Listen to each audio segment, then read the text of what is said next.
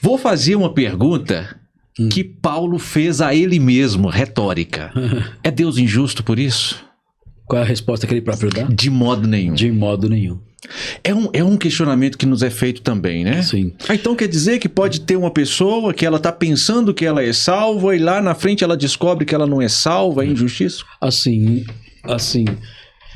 eu acho que muita gente faz confusão nesse campo. Por que acontece? A pessoa fala assim, bom, eu creio em Jesus, ele é o meu salvador. Mas eu não sei se eu sou um eleito. Se ela criou, ela é, ué. Eu só vou descobrir lá na frente. Eu creio em Jesus, mas vai que eu não sou eleito. Não adianta nada. Eu escuto tanto isso. Pessoas falando assim, pastor, o que adianta? Você vive dizendo aí onde você vai para a gente aceitar Jesus, para a gente crer em Jesus como salvador. Mas se eu não sou um eleito, o que adianta eu aceitar Jesus? Você não vai aceitar, meu irmão. Se você é eleito, você vai aceitar. Eu vou te bater. E você vai apanhar. É isso. Eu vou te bater. Se você aceitar Jesus do seu coração, se você receber ele pela fé, esse é o sinal de que você é um eleito. Como é que eu sei que alguém é um eleito? Ela simplesmente, a pessoa que crê em Jesus. Se você crê em Jesus, você é um eleito. Glória a Deus, você é um eleito. Exato. Não há possibilidade de nós estarmos caminhando, tendo crido verdadeiramente em Jesus, e chegar lá na frente, uma surpresinha. Não tem. É o que Spurgeon fala. Ele fala o seguinte, ele escreveu um sermão chamado Eleição. Desculpe, esse sermão tinha pela editora Pes, eles uns livretinhos assim pequenininhos, é muito interessante. E ele fala o seguinte, olha, imagine a pessoa que crê em Jesus e não é um eleito, ela no inferno. A pessoa creu em Jesus, depositou nele sua confiança, mas não era eleito, foi para o inferno. Ela lá dizendo o seguinte, Senhor, eu recebi o seu sacrifício. Eu tive os meus pecados perdoados pela fé. Eu fui justificado porque criei no Senhor. Eu entreguei minha vida ao Senhor e, no entanto, não era um eleito, estou agora aqui no inferno. Spurgeon fala, queridos, essa hipótese é absurda. Impossível. Não existe essa possibilidade. Ninguém no inferno jamais poderá dizer isso. Jamais. Porque qualquer pessoa que creu em Jesus é salva. É salva. E isso é uma garantia, né? E, consequentemente, é um eleito. Eu disse uma vez num podcast, você quer saber se você é um eleito? Quer saber se você é um eleito? Dá pra simples. saber. Vá agora. Sim. Agora, entra no seu quarto, eu disse nesse podcast. Sim. Entre no seu quarto e diga ao Senhor, com sinceridade, Senhor, eu invoco o seu nome pela fé. Salva-me. Eu creio em Jesus, que morreu na cruz pelos meus pecados. Ressuscitou. Pelos meus pecados eu creio nele. Tem misericórdia de mim. Salva-me. Eu não tenho nenhum outro salvador neste mundo e em mundo nenhum. Eu recebo pela fé. Eu invoco o seu nome. Salva-me. Quer saber se você é um eleito? Faça isso. Exatamente. O não eleito não consegue. Não vai fazer isso. Sabe o que o não eleito faz? Ele zomba disso. Exatamente. Ele zomba, ele ridiculariza, ou então ele tenta fazer uma reza decorada, né? Sim. Mas aquele que faz isso com sinceridade pela fé, esse é um eleito. Bendito seja o Senhor. Amém. Maravilha. Amém. Glória a Deus. Tem pergunta, Isaac? Vamos lá, Isaac. E eu tenho mais um monte, Isaac. Tô fazendo curso de teologia aqui presencial, meu irmão. Vambora. Vai lá, Isaac. Glória. Manda pau. Bendito seja Deus. Mundo Gospel, só tem duas perguntas sobre esse tema. Sim. Acho que dá pra gente separar. Tá. O Mundo Gospel perguntou assim: Deus quer que todos os homens se salvem. 1 Timóteo 2,4. Certo. Tá bom. Vou fazer a pergunta. Manda pau. É nóis. Deseja que todos os homens sejam salvos e cheguem ao pleno conhecimento da verdade. Sim. E depois a mesma completou a pergunta, né? Deus... Cadê? Então, Deus determinou o cara para o inferno? Sim. Essa pergunta. Aí ele cita o 1 Timóteo. Sim. 1 Timóteo 2 e 4, né? Pastor, deseja que todos os homens cheguem ao pleno. Isso. Eu vou fazer questão de ler novamente, porque eu passei por uma situação engraçada esses dias. Uns irmãos muito queridos, sabe? Muito queridos, eu creio que são salvos, piedosos. Eles me chamaram para pregar na igreja deles. E eu fui pregar, era a igreja pentecostal. Sim. Eu fui com muita boa vontade e alegria no coração, realmente. Aí no final, eles falaram assim, os jovens da igreja. Eu comecei a ver que eles estavam indo com umas perguntas. Eu falei assim, vai aonde você quer chegar? Chega lá. Vai pra cima. Vai pra cima. Vai logo. Você é calvinista e tal. Aí um dos textos, foi muito bom, foi um momento muito produtivo para a glória de Deus. Um dos textos que eles trouxeram, para tirar a dúvida se realmente Deus elege uns para a salvação e outros para a perdição, é justamente 1 Timóteo 2 e versículo 4. Então eu vou fazer como fizeram. Eu só vou ler o versículo 4 e o Senhor, então, faz a exegese aí, tá? O qual... Vou ter que ler o 3, porque não dá para ler o 4 sem o 3. Isto é bom e aceitável diante de Deus, nosso Salvador, o qual deseja que todos os homens sejam salvos e cheguem ao pleno conhecimento da verdade. Deus deseja que todos os homens sejam salvos. Se Deus deseja que todos os homens sejam salvos, como é que o senhor está falando? O senhor é um pastor, está dizendo que Deus decreta alguns para a perdição. Como é que fica nesse texto aqui? Ok. É assim, existe aqui... É uma pergunta difícil de ser respondida, porque ela envolve um paradoxo, porque isso que está escrito aqui é verdade. Sim, cremos nisso. Cremos nisso, isso aqui não pode ser negado, isso é verdade. E ao mesmo tempo é verdade que ele escolheu pessoas. Sim. E outros ele endureceu. Então o irmão que fez essa pergunta, ele deve lembrar isso, ele deve lembrar que as duas coisas são verdade. Sim. Ele não pode falar, eu discordo desse outro texto porque tem este aqui. Você não pode colocar os dois versículos num ringue como se eles fossem opostos entre si e brigassem e você escolhesse um para você torcer. Não pode. Você não pode fazer isso. Você tem que entender que os dois versículos estão de mãos dadas. Sim. Então, se o irmão que fez essa pergunta está partindo do pressuposto de que esse versículo é o melhor e que os outros que falam sobre eleição não são tão bons assim, que esse versículo diz a verdade e os outros versículos não dizem a verdade, então nós temos um problema muito sério com a bibliologia e a ortodoxia desse irmão. Sim. Eu creio que não é esse o caso dele, né? Porque é muito fácil. Vamos supor que duas pessoas comecem a brigar. Eu tenho como resolver esse problema de um modo muito rápido. Eu posso pegar, sendo dramático aqui. Sim. Posso pegar um revólver, dar um tiro em um, acabou a discussão. Resolver o problema. Sim.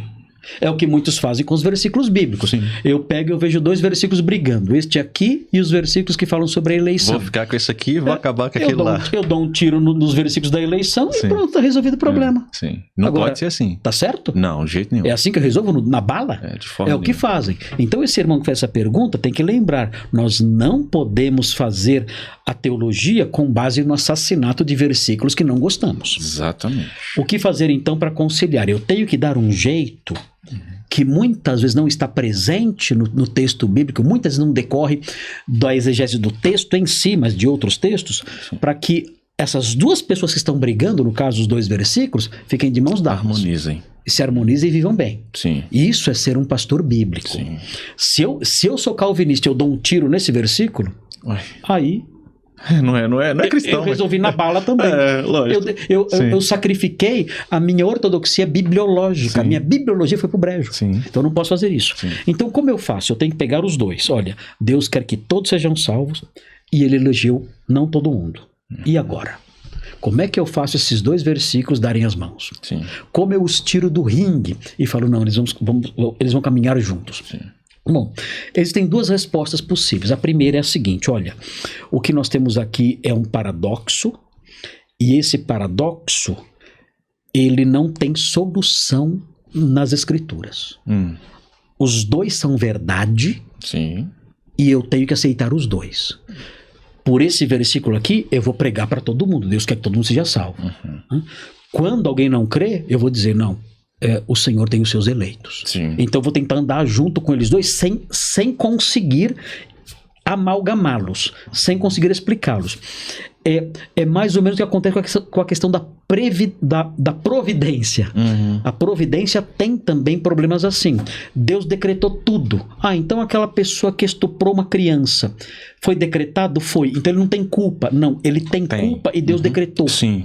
Mas como eu concilio? Olha, o que eu sei é que a Bíblia fala que Deus decretou tudo e ao mesmo tempo a pessoa tem responsabilidade. Sim. Mataram Charlie Kirk, aquele grande problema terrível, que deu aquela agitação toda, né? Aquele assassinato terrível, covarde que cometeram lá nos Estados Unidos. Perguntaram para mim, isso estava decretado? Sim. Sim, estava decretado. Sim. Ficaram escandalizados. O quê? Onde já se viu? Então, a pessoa que atirou não teve culpa nenhuma, não. Tem também. Tem culpa. A Bíblia fala que cada um dos dias do Charlie Kirk estavam determinados, escritos determinados antes que ele tivesse nascido. Então, ninguém, por ansioso que esteja, pode acrescentar um côvado ao curso da sua vida. Ele morreu no dia certo, no dia que Deus marcou. Do jeito Agora, certo. o homem que fez isso É culpado por isso. é culpado por isso. O que Jesus disse sobre Judas? O filho do homem vai, Sim, mas... conforme tudo que sobre ele está escrito, é determinação divina. Sim, Mas ai daquele por meio de quem ele vai. sim, Responsabilidade humana. sim. Como concilia?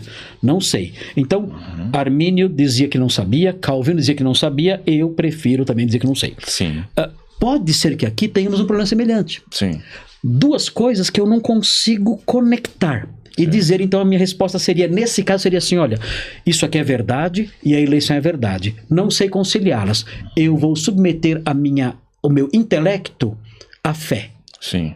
Eu vou crer nos dois e seguir em frente, sabendo que um dia essas coisas serão resolvidas quando estiver diante de Deus. Essa é uma possibilidade que não é errada. Sim. Teólogos bons do passado disseram isso. Sim. Olha, eu não matei nenhum versículo. Eu creio nisso e creio no outro. Isso. Mas eu não sei conciliar os dois. E bola pra... Eu não sou Deus, eu tenho que saber tudo. Exato. Eu não tenho que saber tudo. Não. E aqui não tem a resposta, eu não vou responder. Sim. Eu vou crer nos dois e seguir em frente. O que eu não posso é matar um versículo. Não, de jeito nenhum. De jeito nenhum. Outra possibilidade. Sim. Outra possível resposta é o seguinte, olha, Deus tem uma vontade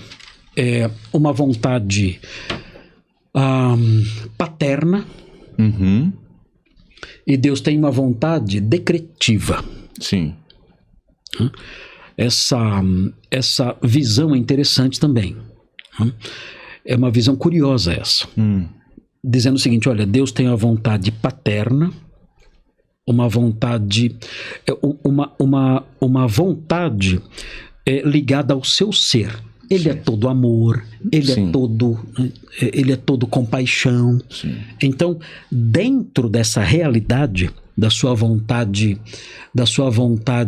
natural, por assim dizer, própria dos seus atributos infinitamente perfeitos e amorosos e misericordiosos, tudo isso compondo o seu caráter, ele não quer que ninguém se perca. Mas ele tem também uma vontade eletiva e decretiva. Isso era chamado de voluntarismo.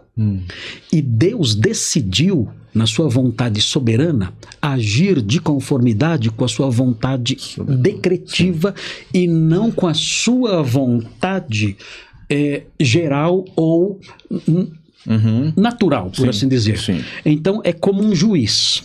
Um juiz está diante de um criminoso. Qual é a sua vontade como homem? Eu quero fazer o bem para essa pessoa. Sim. Eu não tenho prazer em condenar essa pessoa.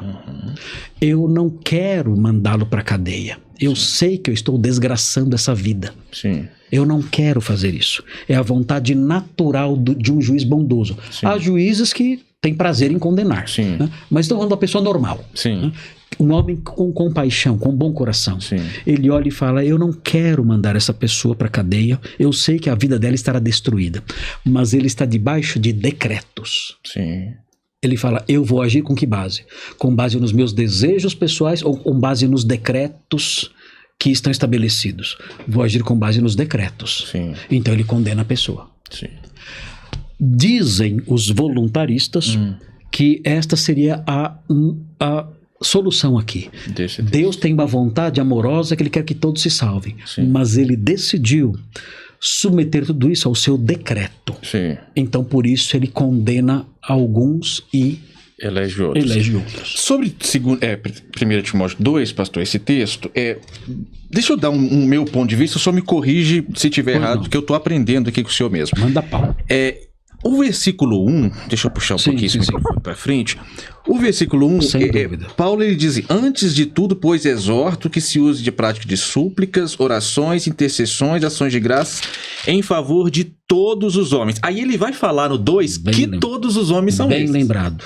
Essa é a terceira resposta. É a terceira resposta, né? Aí ele diz, então, em favor dos reis, de todos os que se acham investidos de autoridade, para que vivamos vida tranquila e mansa, com toda piedade peito. Sim. Isto é bom e aceitável diante de Deus, nosso Salvador, o qual deseja que todos os homens sejam salvos. A mesma lógica do versículo 2.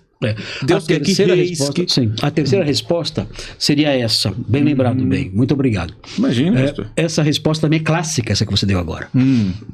Que fala, olha, se todos os homens, não é cada indivíduo, são reis, ricos, pobres, servos, escravos, governadores. Essa ideia de todos os homens no sentido de classes de pessoas. Sim.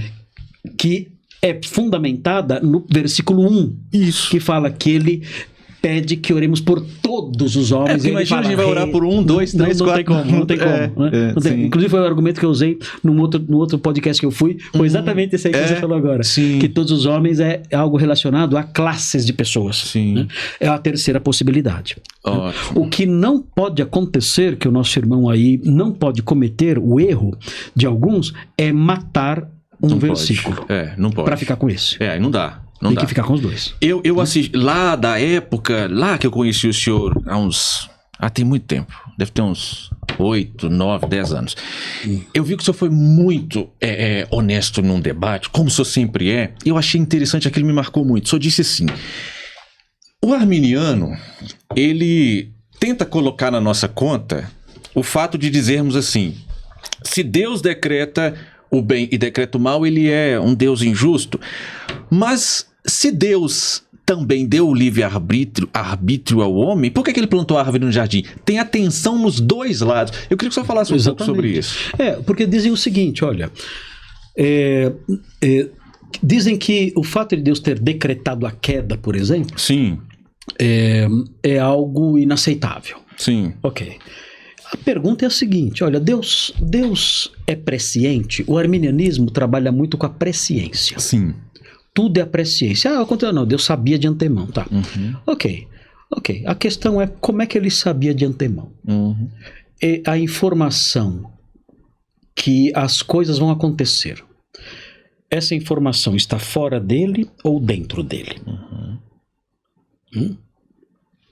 Se alguém disser essa informação está fora dele, então existe uma eternidade paralela com ele, e ele então conhece, ele faz incursões nessa realidade paralela para conhecer o que vai acontecer.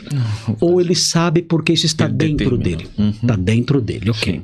Ou parece que a resposta mais correta é essa informação ele sabe porque está dentro dele. Então a pergunta é, essa informação está dentro dele porque foi colocada lá? Ou porque ele próprio gerou essa informação? Sim.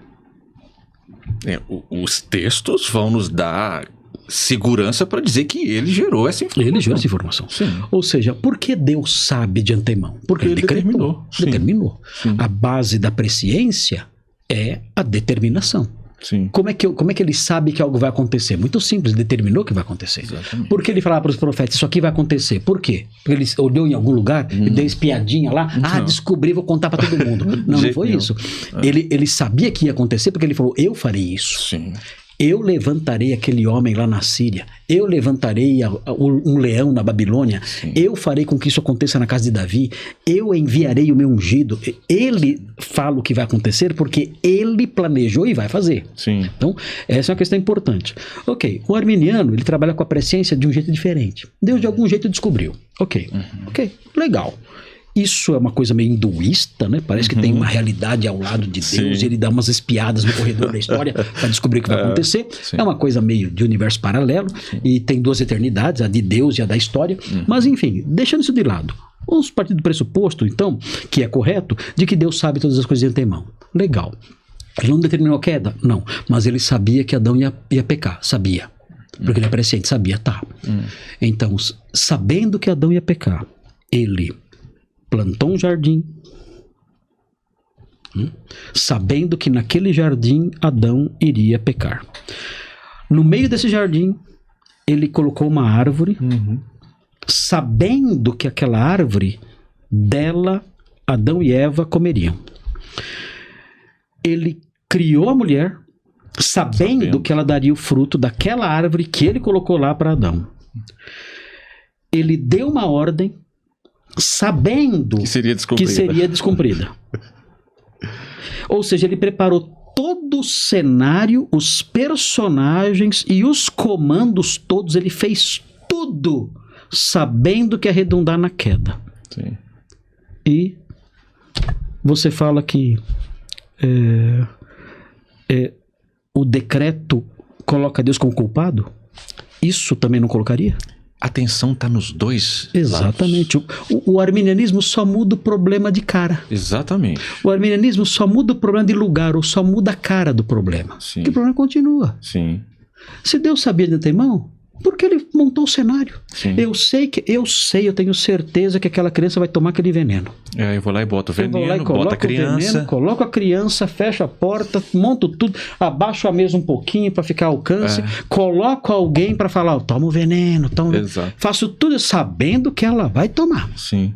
Eu monto o cenário, chamo a pessoa, você não esquece de oferecer aqui, porque eu sei que ela vai tomar. Sim.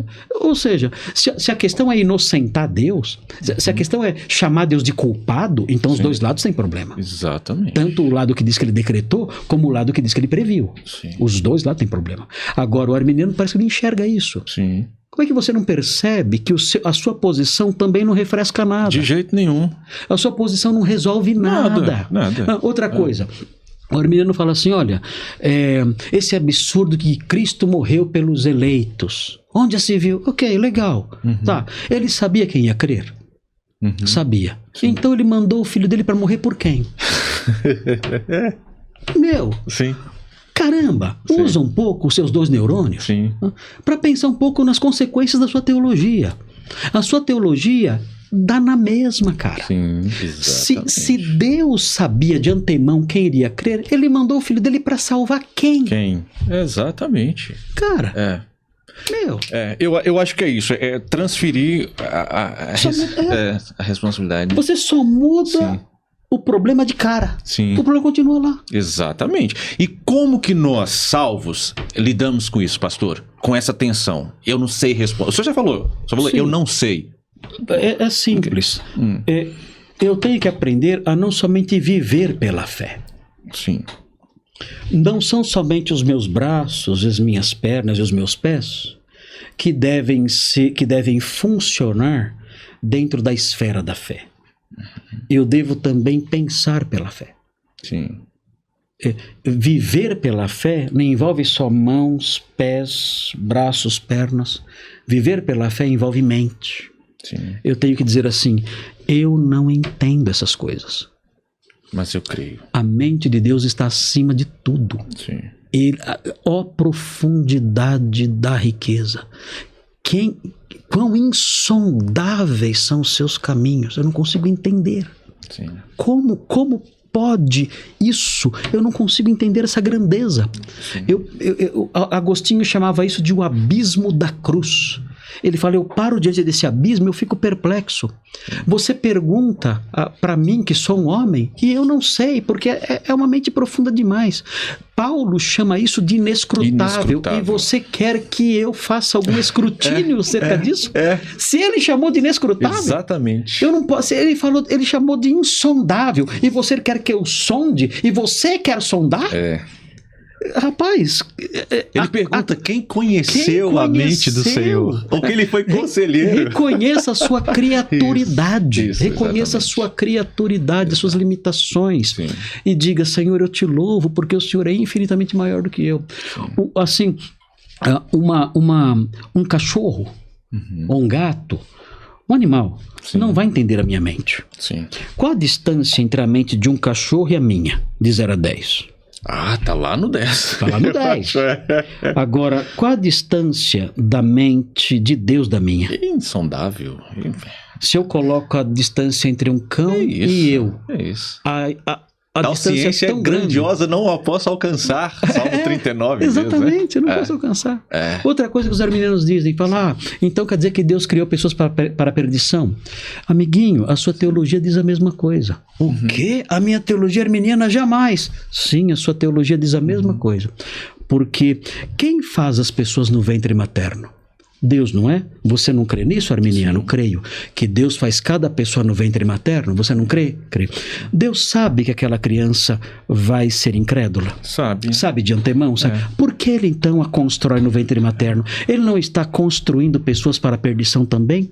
No final é a mesma coisa. A mesma coisa, arminiano. A sua teologia dá na mesma. Você só não tem coragem para encarar as consequências da sua teologia. Exatamente. Porque se você pensar um pouquinho mais, se você pensar em termos de desdobramentos da sua teologia, você vai ver que é a mesma coisa. A cada criança que ele faz, que ele sabe que não vai crer, ele está fazendo para a perdição. Exatamente. E você tem que concordar com isso se você quer na presciência. O que muitos arminianos fazem? Rejeitam a presciência. Sim. Aí dizem o seguinte: não, Deus não sabe o futuro. E ele não é onisciente, ele perdeu o atributo e acabou. Aí cai no teísmo aberto. Sim. Ou na teologia do processo, em que eu rejeito a presciência de Deus. Deus não sabe o que vai acontecer. Muitos arminianos caem nisso. Não é Deus. Deixou de ser Deus. O arminianismo, se a pessoa quiser abraçá-lo até o final, vai ter que dizer: Deus não sabe o futuro. Exatamente. Então ele não é Deus. Aí é imagem de escultura. Aí matou. Acabou. Aí acabou o cristianismo. Sim, acabou totalmente. Pastor Marcos, eu quero fazer várias perguntas, se eu posso? Manda aí. Não sei como é que tá o pessoal aí, se o pessoal tá participando. Eu acho que tá, né, Isaac? Tá. Tem muita pergunta aí, Isaac? Nós estamos selecionando. Estão selecionando. Tá bom, deixa eu fazer. Manda pau, eu tô tranquilo. Eu acho interessante isso. Paulo ele começa em Romanos 11 justamente tentando entender o ininteligível, né? E no final ele termina adorando. A resposta certa é essa. Diante daquilo que é inatingível que eu faço, eu adoro. Exatamente. O senhor tocou no ponto das crianças. Aí é outro ponto que dizem, né? Mas a criança é inocente. Uma criança que morre hoje, com certeza, ela vai para os céus. As crianças, elas são inocentes, pastor Marcos? Assim, eu sei que vai ter gente metendo bala em mim quando eu sair lá fora. Em mim também. Vai ter sniper, vai ter um monte de sniper nos prédios aqui em Belo Horizonte, me esperando passar, né? Assim, essa visão de que a pessoa nasce inocente se chama pelagianismo. Pelágio foi um monge, por assim dizer, britânico, que viveu na época de Santo Agostinho. Sim. E ele estava em Roma quando ele teve contato com um livro de Agostinho, As Confissões de Agostinho. E Agostinho escreveu uma frase nas Confissões que era assim: ordena-me, não, como que é? Concede-me, desculpe. Ok. Muito À vontade. Concede-me o que ordenas.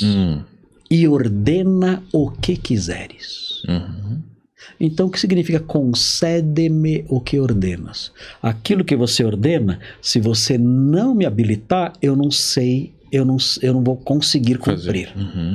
Então, ao ordenar coisas para mim, conceda-me que eu obedeça. Sim. Quando Pelágio leu isso, falou: isso aqui é um perigo. Porque isso aqui coloca nas mãos de Deus a minha responsabilidade de obedecer. Se Deus não me conceder aquilo que Ele ordena, então eu tenho uma boa desculpa. Eu não obedeci porque Deus não me concedeu essa capacidade. Sim. E aí começou um grande embate com Agostinho de Hipona, dizendo: você está destruindo a moral cristã, porque as pessoas vão pecar e dizer: eu pequei porque Deus não me concedeu o que você ordena. Deus ordena que eu seja puro, mas ele não me concedeu a pureza. Então a culpa é dele, não minha. Então Pelágio começou um embate sério com Agostinho. Depois Pelágio morreu e um sucessor teológico dele, chamado Juliano de Eclano, começou a debater com Agostinho também. Ele era mais jovem, mais mal educado. Ele foi mais mal educado e mais violento com Agostinho. Mas Agostinho foi muito paciente com Juliano de Eclano e continuou os debates com Juliano de Eclano acerca do pelagianismo. O pelagianismo, então, respondia o seguinte: olha, na verdade, nós todos nascemos puros, disse Pelágio, puros e santos. Mas num dado momento, nós todos somos como Adão, Olha. disse Pelágio. Mas num dado momento, nós temos que decidir se vamos obedecer ou não. Ele já tirou o Salmo 51 de cena, né? Já saiu. Tirou. Tirou, dizendo, olha, você vai chegar um momento, em alguma idade na sua vida, que você vai ter que decidir. E quando você decidir, se você decidir por não pecar, ou por pecar, se você decidir por não pecar, Deus não tem nada que ver com isso. Absolutamente nada. Perguntaram para ele se conheceu alguém que decidiu não pecar. Ele falou, não conheci ninguém. Mas é possível. Mas ele dizia, é possível. Tá bom. Possível. Ok, tudo bem. É lindo fazer teologia no jardim, né? Exato. É lindo, né? Na vida real, a coisa muda. Você fazer teologia em Nárnia, na Disney, sabe, você vai, Mickey existe, né? Legal, Mickey existe. Aqui na Disney, Mickey existe, né? Exatamente. Passa lá fora o portão, já não existe mais. Mesma coisa. Sim. Você não conheço ninguém. Ok, mas ele dizia, não, a pessoa decide e as decisões que ela toma, Deus não tem nada a ver com isso. E ao longo da vida é assim. Ele fala, no pelagianismo é assim. Então legal. Então cheguei numa certa idade, eu criança pequei. Aí eu perdi então a minha inocência, já na infância pequei. Eu vou continuar minha vida, né? Cada decisão que eu tomar, se eu decidir honrar a Deus ou crer em Cristo, eu posso fazer tudo isso sem Deus me ajudar em nada. Absolutamente nada. Eu não preciso da graça de Deus para obedecer. Eu obedeço por minha conta. Surgiu depois o semi-pelagianismo, que dizia o seguinte, olha, você toma a primeira decisão por sua conta, Deus vê, e ele começa a te ajudar. Aí é o semi-pelagianismo. Entendi. Entendeu? Deus lá. Agora dá. Agora eu vi vantagem. Agora vai. Aí ele vai lá e ajuda. É o semi-pelagianismo que veio depois, né? Sim. Mas assim, todo brasileiro e todo meio gospel, ele é pelagiano. Sim. No coração. Né? Se você sair perguntando, eles vão dizer, não, com 7 anos a criança está salva ainda. Tá. Essa ideia de que o que gera a perdição eterna são os atos da pessoa. E não a natureza. E não a natureza. Excluiu os escritos de Paulo, mas tudo bem. Vamos... O evangélico brasileiro é assustador, ele não sabe nada. Nada. Ele não conhece a Bíblia. Exatamente. A teologia dele é intuitiva e emocional. Isso. Ele tem emoções, ele tem sensações do que é justo e certo, e ele constrói a teologia dele, um Deus, dentro dessa... Ou seja, o homem fez Deus a sua própria imagem e semelhança. É isso aí. Ele inverteu tudo, né? Sim. Na teologia não é assim. O brasileiro, o evangélico em geral, pensa, olha, a criança nasce, ela é purinha, tudo que ela faz é sem pecado, porque os atos dela são de inocência, ela não entende nada. Mas ela não sabe que o pecado é também uma natureza intrínseca e mais do que isso, bem. O pecado não é só uma natureza dentro da pessoa, que é o pendor da carne. Sim. Eu sou carnal, o mal habita em mim. Sim. Isso é a natureza pecaminosa que Paulo fala em Romanos 8. Ele realça, Romanos 7, ele realça isso o tempo todo. A natureza pecaminosa, o mal que habita em mim. Eu tenho essa inclinação. O que eu quero, isso eu não faço. O que eu não quero, isso eu faço. E isso desde que eu nasci. Aí, como fala o Salmo 51 que você falou. Em pecado me concedeu a minha mãe. Eu nasci em pecado, desde pequeno me desvio. Então, a natureza pecaminosa marca a criança. Ela é pecadora, mesmo sem pecar. Um limoeiro é limoeiro sem dar limão. Sem dar limão, Ele pode não dar limão, ele é limoeiro. Sim. E assim é o homem. O homem é um pecadeiro.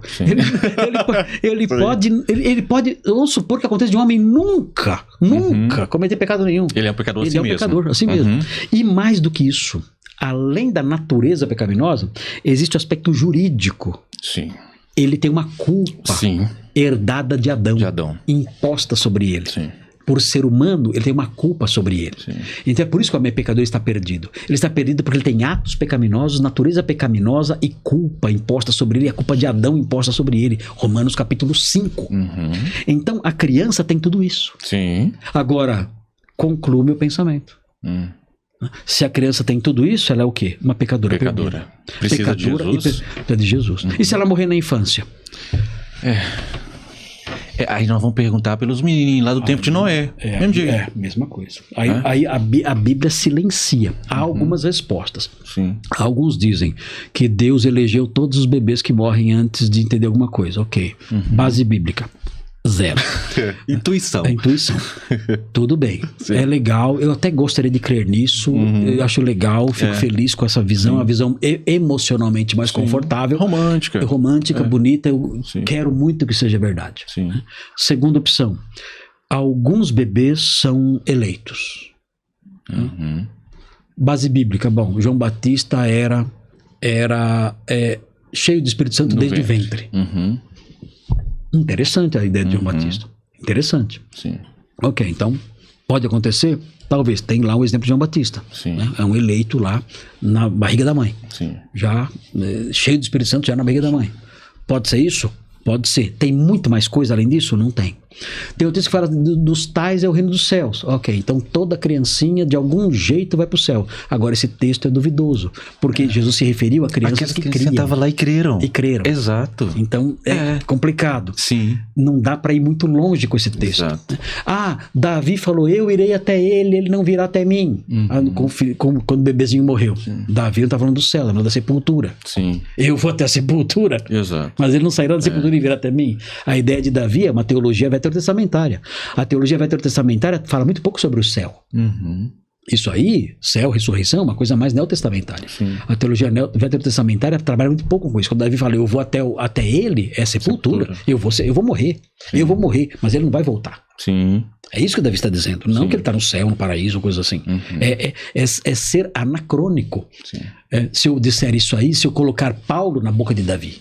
Eu não posso colocar isso, não posso fazer isso. Então são coisas que eu não posso fazer. A terceira opção é a menos popular, que as crianças estão perdidas. Né? E se isso for verdade, então eu tenho uma noção clara do que o pecado fez com a nossa raça. Sim. Ou seja, o meu ódio contra o pecado vai aumentar. Vai aumentar. Porque o que o pecado fez com a nossa raça não é brincadeira. O pessoal pensa que pecado é brincadeira, não é. Não é. As pessoas não têm noção. Se o pecado fosse brincadeira, Deus não enviaria seu filho. E para puni-lo na cruz. Na cruz. Eu não. Se o pecado fosse algo pequeno e de segunda importância, Deus poderia mandar um anjo. Exatamente. Ou uma pessoa. Escolha Isaías. Você vai sofrer pelos pecados. Mas para ele mandar o seu filho divino assumir a forma humana e sofrer as consequências do pecado, o Deus infinito, revestido de glória na eternidade, abrir mão da sua glória celeste, descer aqui e morrer a morte de cruz. Se ele fez isso para resolver nosso problema, é porque o problema era muito grave. É muito grande. Se você fala assim para mim, Pastor Marcos, eu tive que gastar 10 mil reais para resolver aquele problema. Eu falo, nossa, foi um problema sério. Mas se você falar para mim assim, Pastor Marcos, eu tive que gastar 4 bilhões de reais para resolver aquele problema. Vai ter problema. Ou não. Eu vou dizer para você, não, bem. Não, problema. Isso não é problema. Isso é uma calamidade. Exato. E é isso. O pecado é uma calamidade. O preço pago mostra a gravidade do problema. Exato. O valor do preço mostra o quão grave era o problema. Sim. Se o Deus Filho veio aqui e morreu pelo problema, é porque o problema realmente era terrível. Pastor, e eu me alegrei tanto. Eu tenho 3 filhos, né? E creio como salvos. E eu fiquei tão feliz quando eu vi a minha filha. A minha filha tem 7, meu filho 5, e eu tô com uma bebê de 8 meses também. Minha filha. Meu bebê de 8 meses não conseguiu manifestar ainda.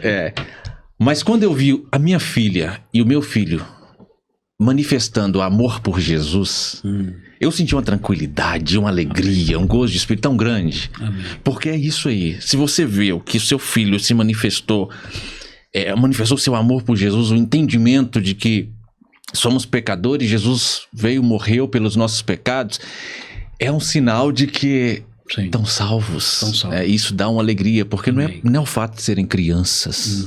São pecadores. Eu creio dessa forma. Sim. São pecadoras. E só salvas se crerem no Cristo. Amém. Pastor, eu vou trazer mais outro. Ô, Isaac, traz. Manda, Paulo. Manda aí que eu vou trazer, cara. Eu vou lá para 1 Samuel. O pessoal não tá cansado da equipe, não? Hã? O pessoal da equipe vai até que hora aqui? Não, Vai embora, meia-noite. Pode ir. Meia-noite. Pastor, não é todo dia que a gente tem um pastor da envergadura do senhor aqui, hein, Não, pastor? mas eu sou só um pastoreco. Ah, que isso. Você quer que eu puxe aqui? Vem cá, fala aqui. Fala aqui. Pastorzinho da Zona Norte. Ah, que é isso, grande homem de Deus.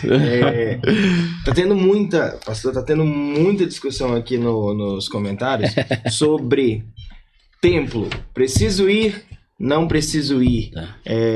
A pessoa que ela é contra ir à igreja, a obrigação de ir à igreja, a pessoa que é a favor, a obrigação de ir à igreja. Uhum. Aí eu propus esse tema então. Templo, igreja. Legal. Preciso frequentar? Não preciso frequentar. Ah, E aí teve uma pergunta interessante da nossa amiga Alba, inclusive. Oi, Alba, um abraço pra você. E pastor, certamente tem duas pessoas muito especiais pra mim que estão assistindo o senhor. Ah, é? Que é o meu pai. Ô, abração pro seu pai. E o meu pai é pastor por muito tempo também, e é uma pessoa que eu admiro muito por ter me dado as primeiras lições acerca de Jesus Cristo, pai e mãe. Eu quero deixar aqui essa mensagem para vocês. A maior herança que vocês puderam me dar foi me apresentar a Jesus. Muito obrigado. Amém. Viu? Eu também, graças a Deus, eu tenho minhas 3 filhas na fé. Ah, que benção. Maravilhoso demais isso. E aí a pergunta da Alba foi a seguinte: se a pessoa não vai com frequência à igreja, mas faz caridade, está salva? Faz caridade, está salva? Alba é o nome dela? Alba. Querida Alba, deixa eu falar para você. Nenhuma coisa nem a outra vai salvar você. Ir à igreja não vai salvar você. Quem ensinou você, Alba? Desculpe, a pergunta é uma pergunta retórica, mas eu estou fazendo de modo respeitoso, não quero te provocar nem te desrespeitar. Mas quem ensinou você que nós vamos à igreja para ser salvos? Nós não vamos à igreja para sermos salvos. Se essa fosse uma forma de salvação, então a salvação não seria pela fé. Seria por uma obra humana. O caso, ir à igreja. E, da mesma forma, a caridade é correta. Assim como ir à igreja é correto. E não estou dizendo que é errado você ir à igreja. Ir à igreja é correto. Sim, claro. Agora, não é uma obra salvífica. Aliás, nenhuma obra é salvífica. Só a obra de Cristo é salvífica. Assim também, a prática da caridade também não vai salvar você. Se você pensa assim, eu não estou indo à igreja, mas eu faço caridade, então vou para o céu. Você vai ter uma grande surpresa na eternidade. Porque as suas caridades, as suas obras de justiça não são capazes de salvar você. O profeta Isaías fala que as nossas justiças são como trapos de imundícia. E a expressão que ele usa é muito feia. Eu tenho até vergonha de falar aqui o significado de trapos de imundícia. Mas é algo muito feio. Ou seja, Deus considera as nossas justiças como sujas até. No campo da salvação, elas são inúteis. A Bíblia fala que nós somos salvos mediante a fé. A salvação não vem de obras, para que ninguém se glorie, diz a Bíblia. Então, nem ir à igreja e nem fazer boas obras vai levar você para o céu. Mas assim como você deve fazer boas obras, você também deve ir à igreja, não como como um ato de autossalvação, de se salvar, para se salvar, mas como um ato de obediência praticado por alguém que é salvo pela fé. É assim que funciona. Sim. Mas você deve ir à igreja e praticar boas obras.